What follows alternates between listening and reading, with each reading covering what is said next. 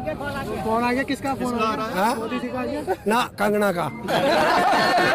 इसे कंगना को वहीं भेज दो। मियां खलीफा के दौरा। रिहाना ने एक ट्वीट क्या किया, सारे कीड़े बिलबिला गए। देखिए, मैं सबसे कहना चाहता हूं जितने भी आंदोलन में आ रहे हैं कि आरएसएस वाले और बीजेपी वालों पे कोई काम नहीं बचा। वो भैया आंदोलन में जेब काट रहे, फोन चोरी कर रहे हैं। चौकस रहना। सोशल मीडिया जो किसानों की लड़ाई लड़ रहा है, ये देशभक्ति की लड़ाई है, तो आप लड़िए, एक दिन देश भी आपको याद करेगा।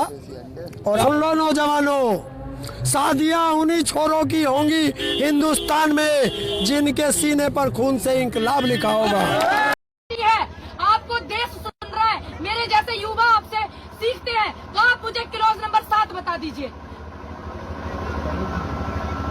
गलत सर, मैंने आपसे एक सवाल किया, आपने मुझे जवाब नहीं दिया। जिन बिलों को आप लेकर आए हैं, आपकी पार्टी के लोग लेके आए हैं, सत्ता के लोग लेके आए हैं, उन बिलों में 7 नंबर क्लॉज क्या है मुझे बता दीजिए आप।